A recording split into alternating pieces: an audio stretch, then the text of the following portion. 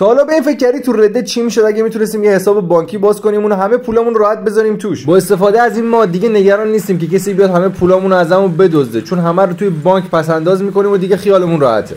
وقتی که این مادو بریزی توی سن دنیس، ولنتاین، رودز و بلک واتر واسهتون این علامت بالا میاد. من موندم این پوفیوس کار و زندگی نداره صبح تا شب دنبال گوینه. بابا زخمی کردی. هر دقیقه من میخواستم ویدیو رکورد بکنم میومد حرف میزد وسطش.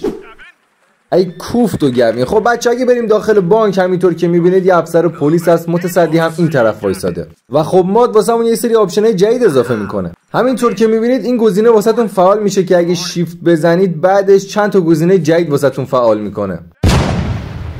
ببین پوفیوز نمیذاری ویدیومو بگیرم، میام بیرون بابای گوینو میکنم تو ایناهاش. پیداش کردم. میخواید ویدیو کاملشو ببینید بزنید رو لینک زیر.